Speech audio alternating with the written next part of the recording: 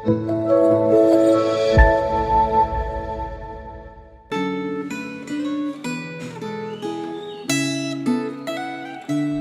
Bapak Ibu Saudara yang dikasihi oleh Tuhan. Kita bersyukur kepada Tuhan yang terus memelihara kita sampai pada hari ini. Sekarang mari kita siapkan hati kita untuk mendengarkan firman Tuhan. Kita berdoa. Bapa di surga, kami bersyukur kepadamu sebab Engkau adalah Allah yang hidup, Allah yang terus berbicara kepada kami, sehingga kami bisa mengenal Engkau dan mengenal diri kami dengan benar. Sekarang, lembutkanlah hati kami untuk menerima firman-Mu, dan berikanlah kami kekuatan untuk bisa melakukan firman-Mu di dalam kehidupan kami. Di dalam nama Tuhan Yesus, firman Allah yang sejati, kami berdoa. Amin. Mari kita membuka Alkitab kita dari Mazmur 28 ayat 3-5. Mazmur 28 ayat 3-5 berkata demikian kepada kita. Janganlah menyeret aku bersama orang fasik ataupun dengan orang yang melakukan kejahatan, yang ramah dengan teman-temannya tetapi hatinya penuh dengan kejahatan. Ganjarlah mereka menurut perbuatan mereka dan menurut kelakuan mereka yang jahat. Ganjarlah mereka setimpal dengan perbuatan tangan mereka. Balaslah kepada mereka apa yang mereka lakukan, karena mereka tidak mengindahkan pekerjaan Tuhan dan perbuatan tangannya. Ia akan meruntuhkan mereka dan tidak menegakkan mereka lagi. Bapak Ibu Saudara yang terkasih, pernahkah Anda merasa Tuhan tidak mendengar Anda? Anda sudah mencurahkan isi hati Anda mungkin dengan air mata bercucuran dan Anda merasa Tuhan tidak mendengarkan Anda. Mungkin sebagian besar dari kita memiliki perasaan putus asa semacam ini pada satu titik. Sebagian orang mungkin pernah berpikir bahwa tidak ada gunanya lagi untuk berdoa kepada Allah, sebab Allah sendiri tidak pernah menjawabnya. Meskipun dalam doa kita sudah meneteskan air mata, namun Allah tetap tidak mendengar, Allah tetap diam, dan harapan kita pun pupus. Akhirnya kita tidak mampu lagi untuk melihat masa depan kita. Mata kita tidak dapat lagi memandang kepada Allah. Mungkin pengalaman seperti ini bukanlah pengalaman kita saja. Rasanya ada begitu banyak orang di luar sana yang mengalami pengalaman yang sama. Raja Daud pun mengalami hal ini Bapak Ibu Saudara. Dia berkata demikian di ayat yang 1. Kepadamu ya Tuhan, aku berseru, gunung batuku, janganlah berdiam diri terhadap aku. Sebab jika engkau tetap membisu terhadap aku menjadi seperti orang yang turun ke dalam liang kubur. Kemudian di ayat yang kedua dia berkata demikian. Dengarkanlah suara permohonanku ketika aku berteriak minta tolong kepadamu dan mengangkat tanganku ke arah tempatmu yang maha kudus. Daud dia berseru dengan putus asa, namun Tuhan tidak menjawab dia dengan segera. Daud sedang berada di dalam kesulitan. Kita tidak tahu apa penyebab masalahnya, namun hal ini melibatkan orang-orang jahat. Jika Bapak Ibu Saudara menjadi Daud, apa yang akan Anda lakukan? Apakah Anda akan berhenti berdoa kepada Allah? Atau apakah Anda akan berhenti untuk berharap kepada Allah? Mazmur ini mengajarkan kita pelajaran penting, yaitu tentang doa dan juga tentang kesabaran. Hal khusus yang Daud doakan ada di ayat yang ketiga sampai ayat yang kelima.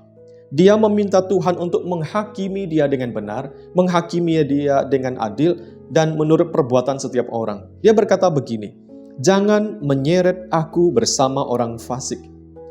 Dia takut akan dianggap sebagai salah satu penjahat. Kita tidak tahu apa yang dialami oleh Raja Daud ketika dia berdoa demikian. Mengapa dia sangat khawatir kalau Tuhan akan menyeret dia bersama dengan orang jahat? Tentu saja, dia tahu bahwa dia adalah orang berdosa dan ada kalanya hati nuraninya itu menghukum dia. Namun di dalam Mazmur ini kita tidak mendapatkan informasi sejarah yang cukup tentang masalah Daud. Mungkinkah Daud dituduh sebagai penjahat, sebagai orang yang tidak baik oleh musuh-musuhnya? Mungkin saja Bapak Ibu Saudara. Sehingga dia berkata kepada Tuhan, jangan menyeret aku bersama orang fasik ataupun dengan orang yang melakukan kejahatan. Jika kita melihat diri Tuhan Yesus, maka Mazmur ini bisa mengarah kepada dia juga.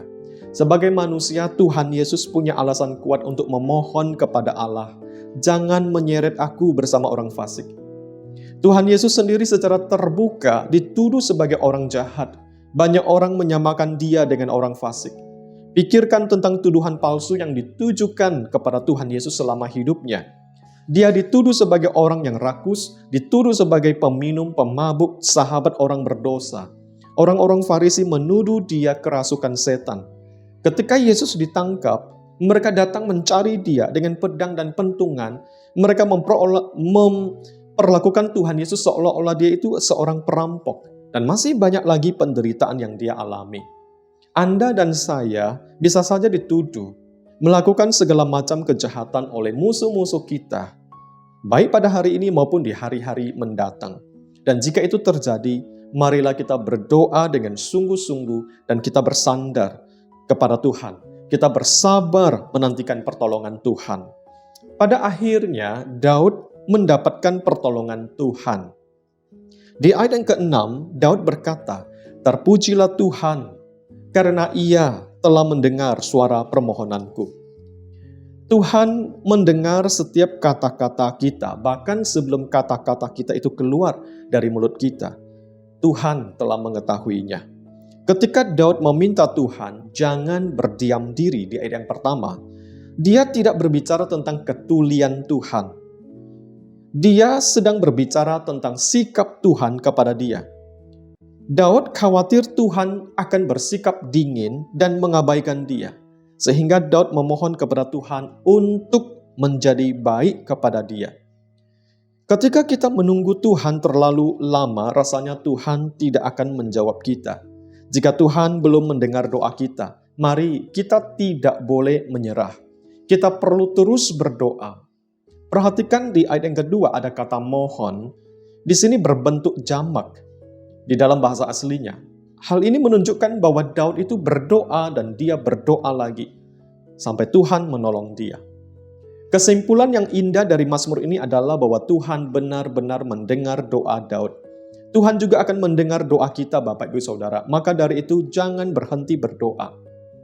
Terkadang Allah memang terlihat begitu jauh sehingga doa kita pun sepertinya tidak pernah sampai ke telinganya. Kalaupun Allah mendengar, mungkin Dia tidak mau menjawab. Sehingga pikiran kita mulai membentuk asumsi negatif. Misalnya, apakah aku dihukum oleh Tuhan? Atau Tuhan itu tidak pernah ada? Tetapi dari Mazmur ini kita tahu satu hal, yaitu Allah mendengar dan menjawab doa orang-orang yang berseru kepada Dia. Dari orang-orang yang berkeluh kesah dan dari orang-orang yang menggantungkan harapannya hanya kepada Allah. Bapak Ibu Saudara, jika Anda adalah seorang Kristen, Tuhan adalah gembala Anda.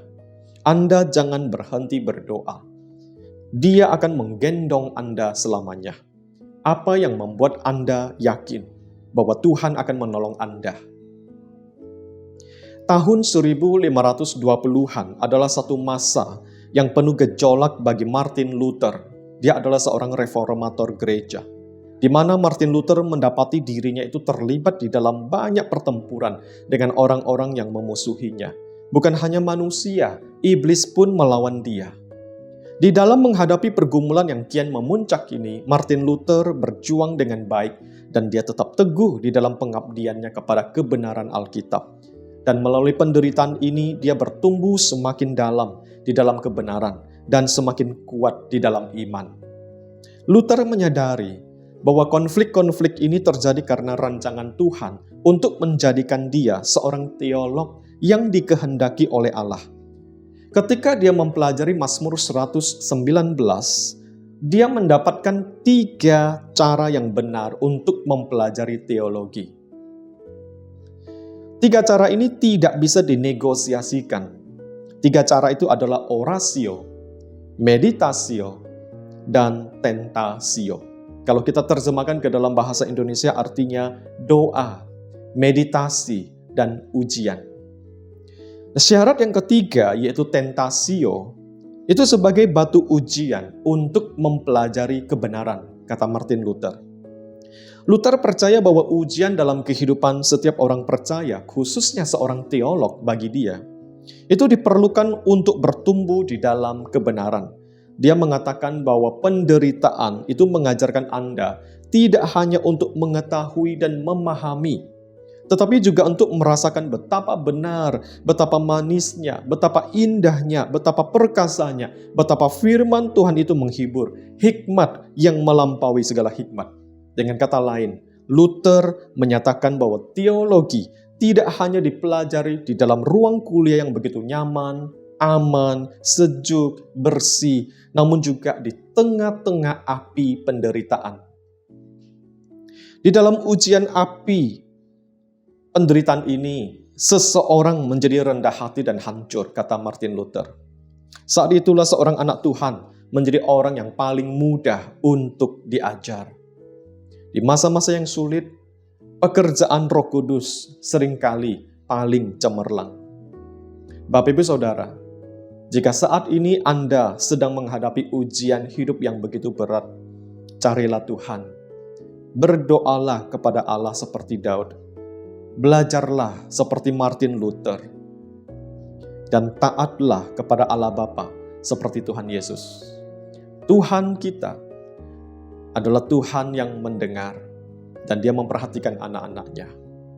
Mari kita tekun berdoa dan selalu sabar di dalam ujian hidup. Tuhan memberkati kita. Mari kita berdoa. Bapa kami di surga, kami menyerahkan hidup kami kepadamu. Engkau adalah orang tua yang begitu baik, dan kami anak-anak-Mu yang dikasihi oleh Engkau. Engkau pasti memperhatikan kami. Engkau pasti menyayangi kami.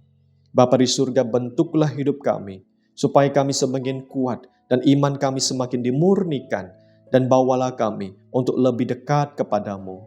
Firman Tuhan yang sudah kami dengar, kiranya menghibur dan menguatkan hati kami, mengingatkan kami kembali bahwa Engkau adalah Allah yang selalu mendengar seruan kami.